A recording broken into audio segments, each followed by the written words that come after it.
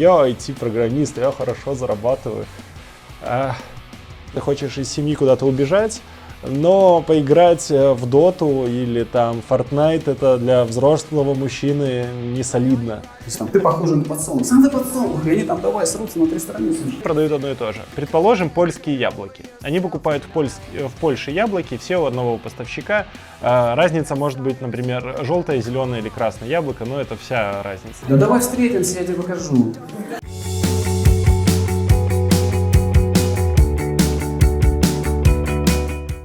Сам по себе дизайн, я раньше думал, что это крутая тема, потому что когда я работал бэкэндщиком, мне все время казалось, что мою работу никто не видит, ее сложно оценить, она не такая важная и полезная, потому что в первую очередь мы продаем глазами, люди покупают глазами, то есть я могу понять, что вот, например, это фломастер, мне его понятно, я могу потрогать, посмотреть, оценить, я могу сравнить его с другим фломастером, да, то есть я теперь могу сравнивать и выбирать.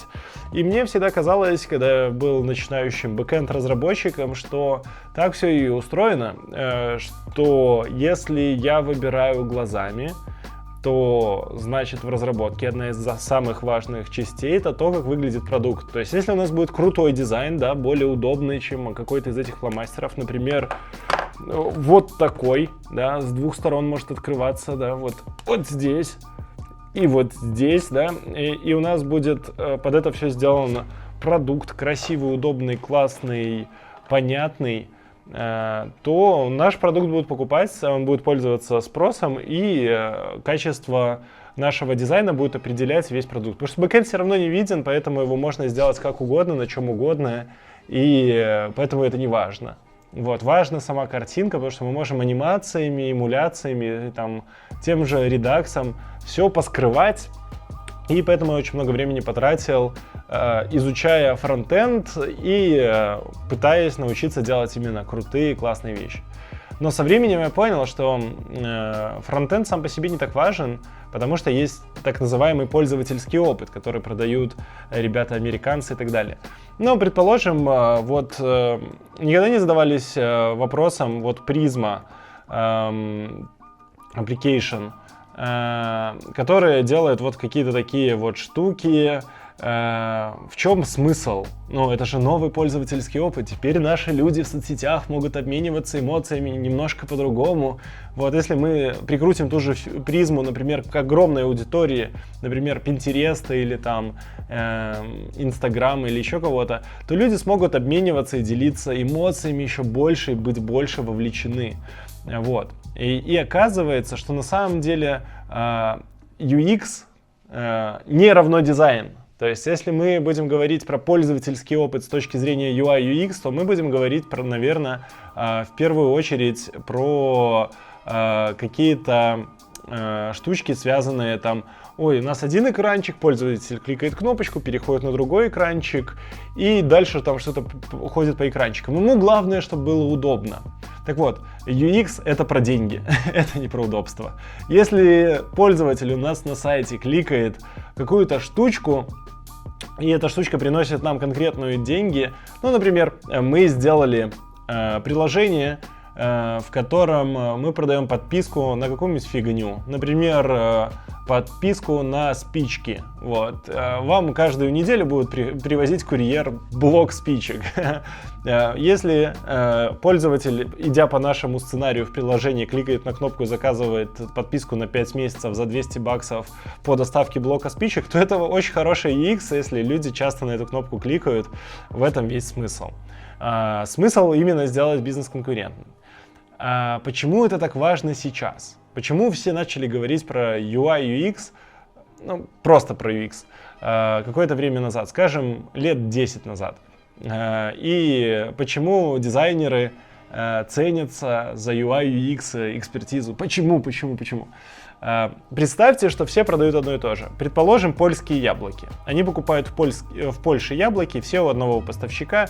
Разница может быть, например, желтое, зеленое или красное яблоко, но это вся разница. Цены на закупки у всех одинаковые.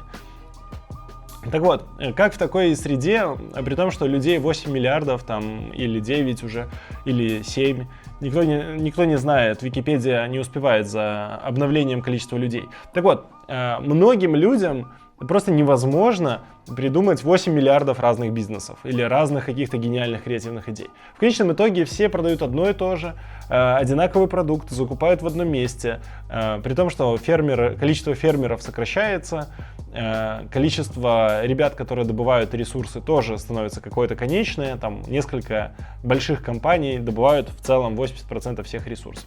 Поэтому мы все закупаем ресурсы, яблоки в одном месте, по одной и той же цене. И единственный способ, каким мы можем как-то выделиться или что-то там сделать, предложить новый опыт. Вот, кстати, один из примеров хорошего UI – банковское приложение Тинькофф. Ребята, кстати, делают классный продукт и всегда находятся в поиске крутых специалистов. Кто не знает, Тинькофф – это целая финансовая экосистема для 28 миллионов клиентов. Компания занимается не только развитием мобильного банкинга и связи, но и разработкой голосовых роботов, развитием инвестиций, путешествий, образовательных и всяких различных услуг для бизнеса и сервисов. При должных навыках у тебя есть отличная возможность попасть в большую финансовую компанию, поработать над созданием инновационных продуктов с нуля на новых рынках. Тинькофф работает через подход Test and Learn, что позволяет свободно экспериментировать, мыслить и действовать, что очень-очень круто. И важный пункт, это работа в крутой результативной команде, в кругу таких же любознательных, амбициозных, талантливых ребят, как ты, благодаря чему у тебя всегда будет возможность у кого поучиться. И, конечно же, местоположение. Тинькофф запустил 25 центров разработки в России, Беларуси, Казахстане и Армении, так что тебе не придется выбирать между работой, друзьями и близкими, в целом между живым и удаленным общением. Ребята заботятся не только о своих клиентах, но и о тебе. Поэтому у тебя будет расширенная страховка, возможности проконсультироваться с коучами, психологами, юристами, несколько вариантов для занятий спортом, мероприятия и всякие интересы. В общем, будет дополнительное обучение, что круто. Поэтому не упускай классную возможность, переходи по ссылке в описании. Там, кстати, можно ознакомиться с вакансиями по различным направлениям в компании и заодно посмотреть, какие активности делает Тинькофф для IT-сообщества. В общем, мы продолжаем. Например, ты заходишь в Инстаграм, жмешь кнопку «Платишь нам деньги», и курьер Яндекс.Доставки привозит тебе польские яблоки прямо домой, тогда, когда тебе удобно. Максимально крутой пользовательский опыт. И видите, пользовательский опыт в этом случае, он сильно выходит за рамки мобильного приложения или какое-то приложение. Целая инфраструктура должна поработать, чтобы предложить тебе новый пользовательский опыт. Или, предположим, мы продаем холодильники. Да? То есть, если с яблоками, понятно, мы можем играться доставками, качеством этих доставок. Поэтому сервисы по доставкам так сильно бомбанули, особенно в ковидные времена. Потому что они позволяли обычным среднестатистическим бизнесам и давать новый пользовательский опыт дешевле. Да? То есть, например, за счет интеграции с этими бизнесами. То есть доставщики что-то возят, бизнес что-то там где-то покупает, перепродает, спекулирует. И все довольны. Особенно человек, который сидит дома и заказывает онлайн-доставкой. Того сего 5-10 получая непревзойденный доселе пользовательский опыт. Представьте, что у вас какое-то большое приложение, например, вы хотите какие-то фильтры продавать, например, для Фейсбука, для Инстаграма и так далее. И вы вот просто придумали систему, которая позволяет это делать быстро, дешево, и можно раскатить сразу на большое количество пользователей. Великолепно! Новый пользовательский опыт. Нам помимо того, чтобы конкурировать с другими ребятами, которые продают яблоки, нам важен второй фактор. Как можно дольше удержать людей у нас, и чтобы они имели веселые эмоции. Ну, например, как в Asana. Вы как бы делаете простые какие-то тасочки, что-то где-то заполняете, жмете ту самую заветную кнопку, которую бы хотели нажать, которая вызывает больше всего стресса или задача, над которой вы долго пыхтели, наконец-то сделана. Вы жмете, вылетает какой-то единорог, он такой типа «Вау!» И ты испытываешь позитивные, прекрасные эмоции. И это важно, потому что это возвращает наших клиентов обратно. Вот такой вот позитивный опыт, какие-то смешняшки. Они возвращают наших клиентов снова и снова пользоваться приложением, радоваться и рекомендовать его другим людям. То же самое позитивные маски в Фейсбуке позволяют людям снова и снова общаться, возвращаться и что-то делать. И знаете, вот эти девочки с фейстюном выкладывают свои фотографии максимально посредственные, фейстюнят их, все ставят им лайки, они говорят: класс, это все здорово, это все мне, вау!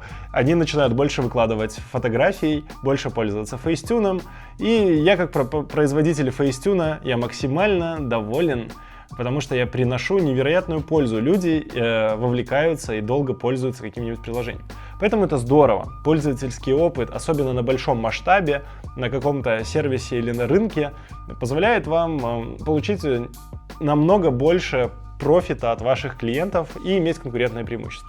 Давайте второй пример с холодильниками. Предположим, опять же, у одного и того же поставщика у нас абсолютно одинаковые холодильники со всеми нашими конкурентами.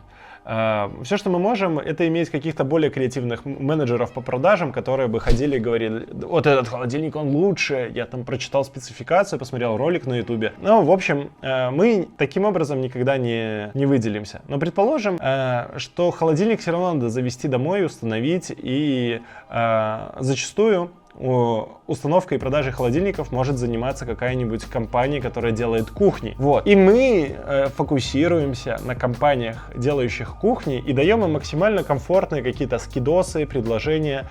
Мы становимся максимально лояльными. То есть холодильник от нас приезжает вот в течение часа, вот от другого производителя вы можете ждать там неделю. И производители кухонь, возможно, для них это будет весомо, побыстрее забрать от клиента все деньги, быстрее ему все там перевести, отдать, забыть.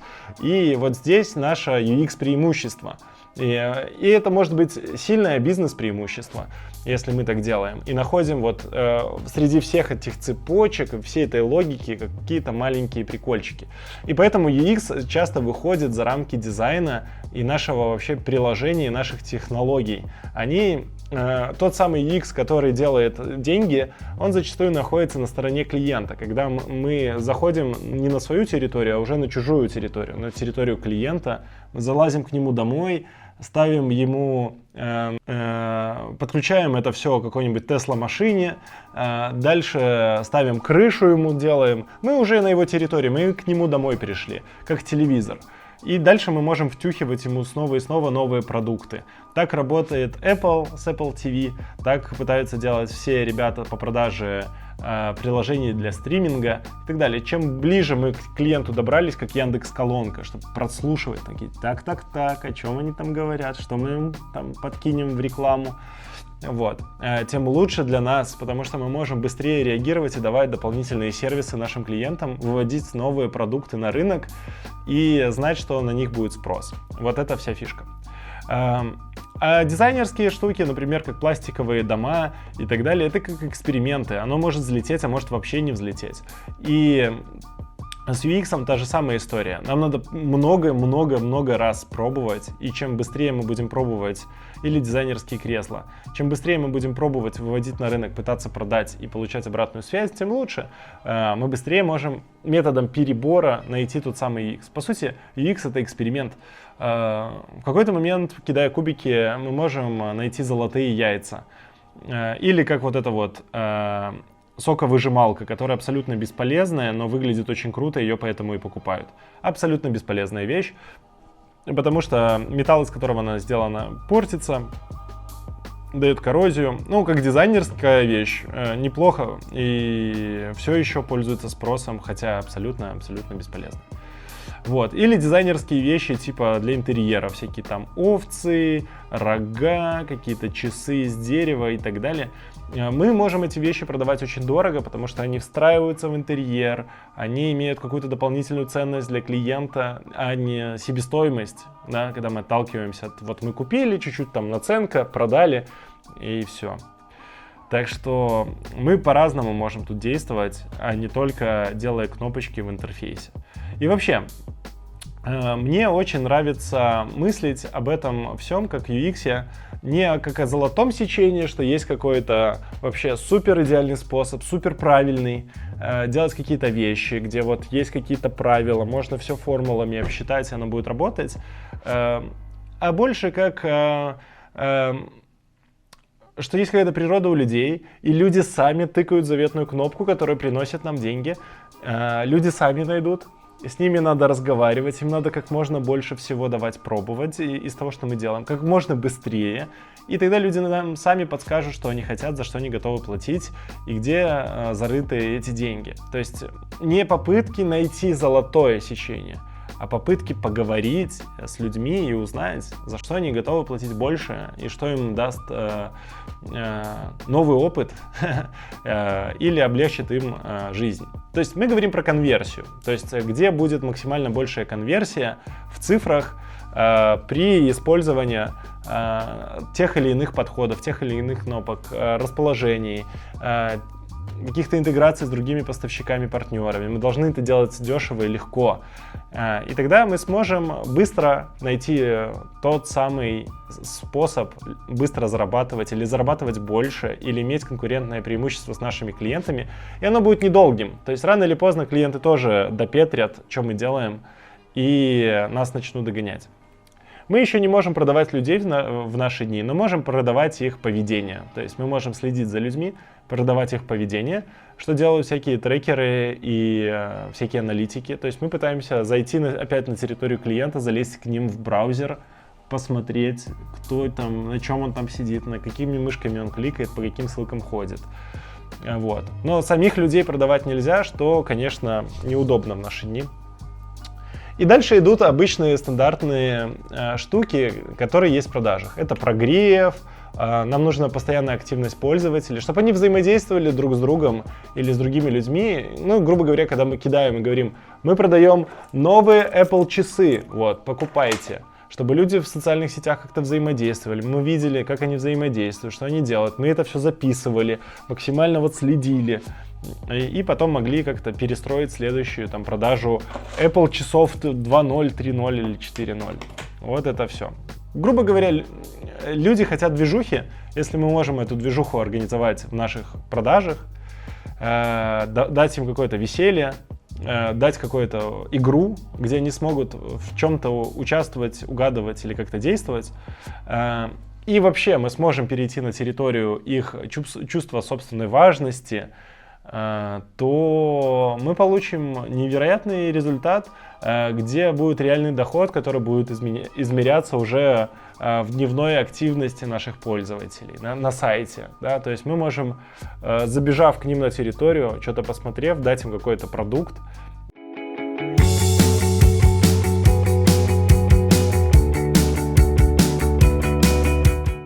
Изучая пользователей, можно очень много интересного открыть. Я немножко знаю про мобильные танки в Wargaming, которые на iPad. Знаете, когда люди в них играют? Когда сидят в туалете, когда мужья сбегают от жен, чтобы поиграть. Играть в Доту, Warcraft, они что, дети? Жены на них косо смотрят. А вот играть в танки, война, они будут им еще и шапки дарить и поддерживать их. Вот такая вот оказывается ниша, да, то есть когда ты хочешь из семьи куда-то убежать, но поиграть в доту или там Fortnite это для взрослого мужчины не солидно, а вот в танки позалипать это вполне социально приемлемо.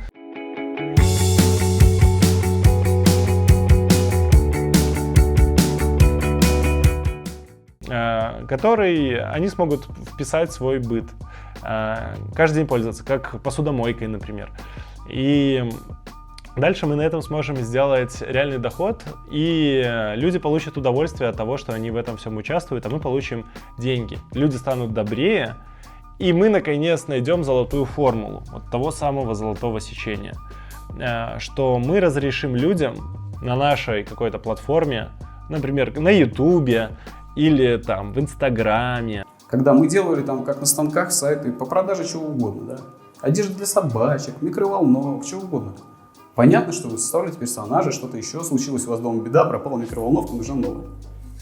Вы приходите, выбираете, убеждаете, что это та, показываете жене, оплачиваете. Короче, очень понятная последовательность действий. Потом YouLab так немного развалился, меня позвали работать в фотострану. Фотострана — это социально-развлекательная сеть, где нет микроволновок. Там вообще ничего не продается. Мы продаем ничего. То есть вам ничего не пришлют, вам не надо идти на почту, не будет никакой доставки, ничего не будет. Вы просто приходите, либо что-то делаете, либо нет. А людям надо зарабатывать. И для девушек, потому что девушки не могут нажимать «да», потому что ну как, нет. Возможно, увези меня, детка. Они все там жамкают «возможно», и потом типа надо тест еще пройти, какой-то на вменяемость, чтобы с ним встретиться. Как только вам кто-то нажал, вы регистрируетесь, да, загружаете фотку, сидите, мы вас начинаем откручивать в этой ленте вообще без остановки. Новенький. И они там все «давай, да, возможно». К вам приходит письмо, уведомление, с вами хотят встретиться 3 девочки. Вы приходите туда, мы вам показываем, что? Ничего. Давай 50 рублей. Тогда мы тебе покажем. Это офигенно работает, приносит, я не скажу сколько в процентах, но нормально приносит денег. И на этой основе мы продаем подписку. То есть нет смысла посмотреть девочек сегодня, посмотреть завтра. Покупаешь на месяц, ходишь весь месяц, смотришь, счастье и радость. Казалось бы, на самом деле нет. Да, стандартная тема с продажами. Вы хотите что-то дать кому-то, говорите да-да-да, но нужно заплатить, занести денег. Ох, как смешно он рассказывает, вообще кайф. В чем проблема, да? Почему они не общаются? Вот я не знаю просто, как у вас. Да, я думаю, как и у нас. Если вдруг ты взял гантели, или там, не дай бог, сделал кроссфит или утром пробежку, об этом надо написать вообще везде. Блядь, я бегу, я уже 3 дня хожу, короче, сбросил палео диета, такая диета, боже ты мой. И они вот варятся в этой теме. У нас как бы нету такого единства, даже если люди заполняют интересы какие-то там. Я люблю литературу, обалдеть, как бы, и все пишут, я тоже. Но они начинают это обсуждать. Есть одна клевая штука, дети, да, штука, ничего себе сказал. У них они еще совсем маленькие, да, у них нет вот этого опыта отказов, им никто не говорил нет, они нигде не обжигались, они вообще все добродушные, не злые еще совсем. Они могут с пингвином разговаривать.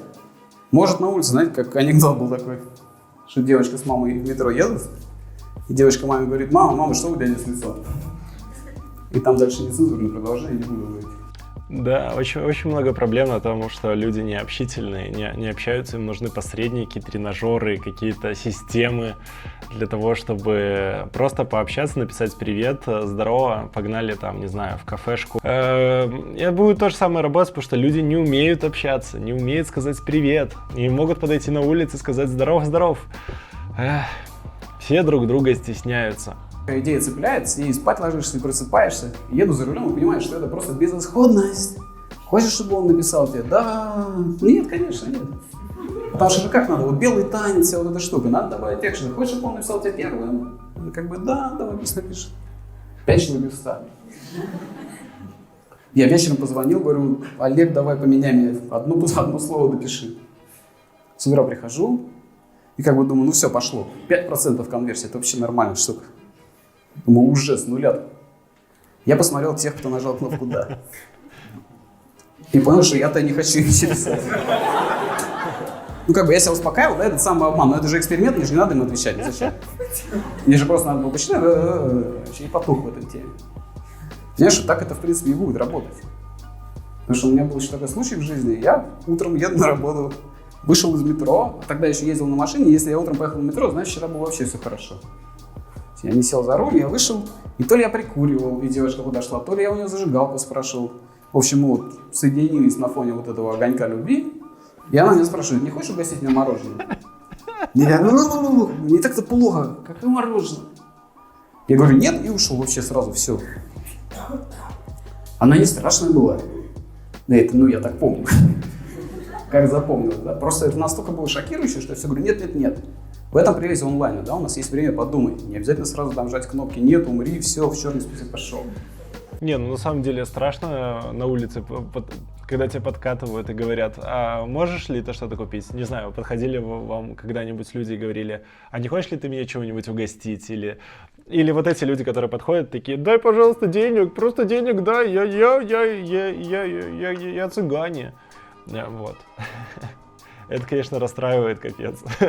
Больше такой сразу, типа, карате. Я побежал. На этом фоне родились так называемые коннекторы. То есть мы повесили блок на страничку. Вот это как раз задай вопрос. То есть можно было выбрать один из вопросов с перечня и отправить человеку. Не очень интересная штука. Вот это огонь. Я не знаю, придумал мой сосед, обезбашенный на всю голову товарищ. Говорит: давай людей сравнивать со всякой хренью. До сих пор не знает, почему это работает. Я говорю, Олег, ну ты больной, ты такая девушка, ты пишешь. Мне кажется, ты похожа на хурму. Окей.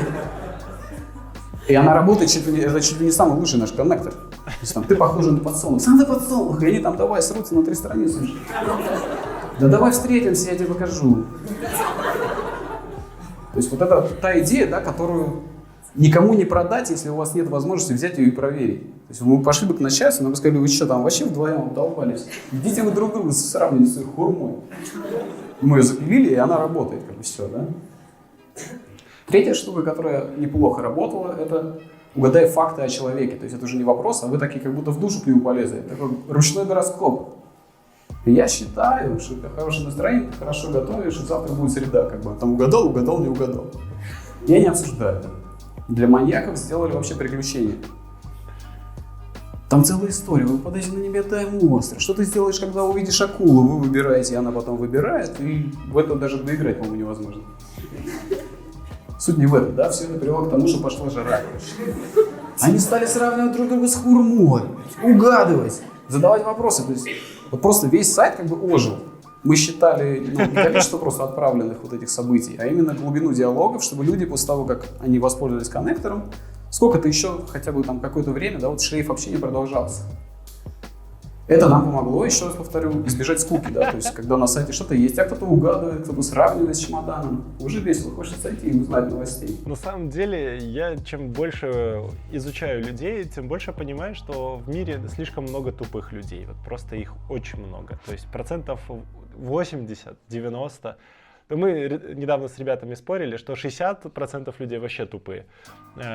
Вот. 30 из них пытаются что-то делать, но они выходят на какой-то уровень плато, например, когда начинают зарабатывать, скажем, какое-то количество приятных денег, скажем, ну, там, $500, 600, 700 в Беларуси. Вот. Они считают, что уже все отлично, все супер, и складывают лапки, и тоже дальше не развиваются никак, ничего нового не изучают, и остаются абсолютно обычными. Вот. Есть 10% людей, которые что-то учатся, ковыряются и развиваются, они достаточно активны. И есть 1% людей, которые, блядь, всех нахер рвут и все делают, и все везде лазят. Они самые агрессивные, они, по сути, вот весь наш сегодняшний мир и строят. Это самые агрессивные, самые пробивные люди. Вот. И я хотел сказать, что такие штуки и UX надо понимать, что мы строим для самых ленивых, самых просто ковыряющихся, лежащих на диване, абсолютно атрофированных людей. Чем ленивее, тем лучше. То есть мы знаем, что их больше, то есть их как минимум 60%. И вот эти вот подсказочки, там, сравни человека с хурмой и так далее, они могут звучать глупо, но для вот этих ленивых людей, которые не обладают ни литературными знаниями, ни начитанностью, ни насмотренностью, это же работает очень хорошо. Так почему вы это не делаете у себя в продукте, в приложении? Почему вы сайт еще так не запилили? Общение, бог с ним. ЧСВ — это то, на чем мы зарабатываем сейчас больше всего. Когда люди приходят просто для того, чтобы почувствовать себя крутыми. Казалось бы, да где еще? На фотостороне. Заходите. Первая историческая тема — голосование называется. У нас есть такой сервис. Станьте первым на сайте. Нет никакого критерия. Вообще. Вы не самый умный, не самый красивый. Не самый молодой, не самый старый. Вы просто самый первый. Ценный приз iPad. Это лидеры голосования. Ну, как просто, чтобы вы понимали, что да, на самом деле есть люди симпатичнее, эти тоже участвуют. Но побеждают такие. Я ничего плохого не хочу о них сказать, просто почему-то вот так. Это просто разные регионы, я пролистываю. Как говорит наша любимая ведущая, да, это норма. У нас на сайте это норма. Лидеры голосования все плюс-минус хорошие люди. Как вы думаете, почему? Ну, что им позволяет выиграть голосование? Там два фактора есть. А? Да, необычность. В какой-то степени, да, это можно назвать необычностью. Это тоже у нас есть, на самом деле, но это такая ниша не самая основная. Вот, это же так просто. Стань первым, купи голосов. Помимо этого, вы можете клянчить голоса. У них же у всех дофига времени, они морковку все высадили уже, они сидят вечером, черт. Дождь идет, и там, проголосуй за меня. В голосовании, как оно выглядит, как выглядит процесс? Вы заходите в ленту, открываете фоточку, там все, фотография того, кто участвует, и кнопка «Голосовать». 1 голос в день за человека вы можете отдать бесплатно. Всего в день у вас 500 голосов. Вы можете 500 человек отправить. Никто не голосует, потому что она красивая или что-нибудь с ней не так. Все голосуют, чтобы она проголосовала в ответ. То есть тема такая: я за него, а ты за меня. Все, они вот бабульки приходят, сидят 500 раз. Потом не хватает, да купи. Можно купить, да, никто не скрывает. Здесь есть еще такой, он почти случайно получился, вырос из программистского бага, что называется черный паттерн, да, когда вы кликаете. Вот, да, как вы только нажали голосовать, у нас все сделано появилось как надо. Девочка сама следующая покажется, не надо лишних кнопок жать, боже упаси. А в очередной раз, да, в какой-то вы видите ту, за которую сегодня уже голосовали. И голос за нее уже стоит 5 копеечек. А вам просто не остановиться. Потому что вы вот так и все, как бы опять копеечек. И мы-то не виноваты, что мы тебя жать не заставляли, не надо так дрючить. Угомонись, жми осознанно. Что ты делаешь? Эй-эй. Ну мы же честные, там, чтобы спалось хорошо, у нас есть настройка, можно отключить, да. То есть, когда вы попадаете на такую девочку, у вас там как бы дизейблится кнопка, и вы не тратите свои денежки. Мы не списываем.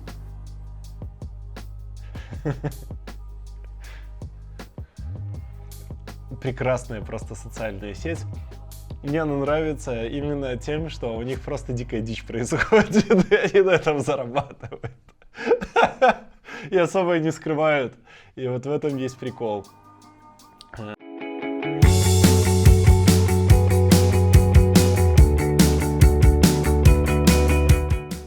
Зачем я про все это рассказал? Про UX, про дизайн, про то, что нужно смотреть шире, погружаться и немножко в маркетинг, и немножко в продажи, потому что мне интересно заниматься стартапами, мне интересно запускать проекты, мне интересно, как IT и бизнес, они вместе работают и что-то полезное приносят.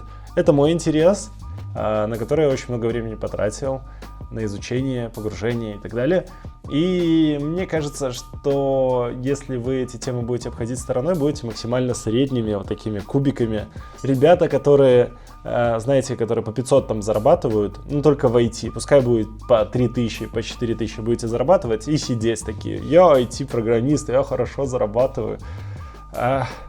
Вот, поэтому пока подсвечиваю, куда можно двигаться и чем еще можно интересным заняться. Вот. Вы делаете выводы сами, ставьте лайки и подписывайтесь. Остаемся на связи, будут вопросы, расскажу еще, что такое дофаминовая петля и как на этом вообще делают деньги большие эти компании. Ну, на этом у меня все. Давайте, пока.